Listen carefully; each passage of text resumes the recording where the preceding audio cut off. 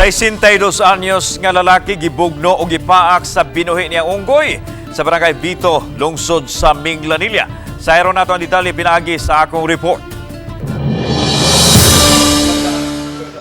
Nalanding sa tambalanan ang 62 anyos nga si Roberto Caday sa sitio Tevez, Vito, Minglanilla tungod sa mga bunog ug dagkong samad sa lawas. Ang suspect mao si Brad Pitt, ang iyang binuhi nga unggoy kinsa mindagmal kaniya kagabi.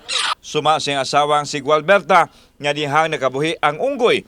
Gisuwayan kini sa pagbalik ni Roberto sa tangkal. Apan ni Sokol o gidagmala na hinuon ang iyang amo. Di naman siya padakop down. Mao na nahitabo niya nga ipaak siya. Nga mo to nagpakitabang siya. Ang silingan nga uban wala mo tabang kay nahadlok sa unggoy pod ug mapakan. Ang unggoy nga si Brad Pitt, 5 ka tuig na nilang gialimahan. Kauban ang partner ning babaeng unggoy nga si Mumay nga mo nalay nahabilin sa tangkal. Gitugyan na sa penro si Brad Pitt aron masigurong dili makapasakit og mga tao sa palibot. Sa wala pa na siya bangkil. Kanang nakapaak jud taga menteryo. Kay og nay magkulo katawa nga bata, yan ang atuon. Atuon na niya.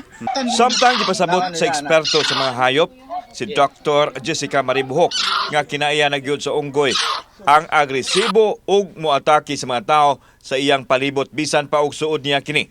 Busa dili gyud angay kuno nga himong pet animal ang unggoy. Ang monkey mangosir ba is pagkadako na sila actually naadyo na sila batasan dyan na or behavior gani na moabot ang time dyan na mukalit lang sila og aggressive but normal na sila.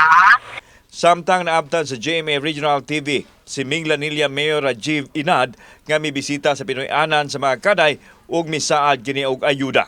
Muhatag lang taog financial assistance pod no naman tay gigahin nga pundo pod sa mayor's office nga sige nagbay lang makatabang ta sa itong mga igsuon nya kani panghitabo man sa ni nga wala gyud dama sa nila.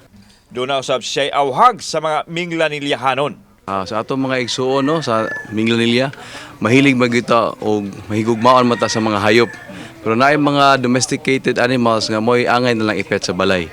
Kining mga wild animals nga dili angay ibutan sa balay mas maayo nga naagyo sila natural habitat. Kauban si Clover Lumayag, ako si Alan Domingo. Balitang Bisdak.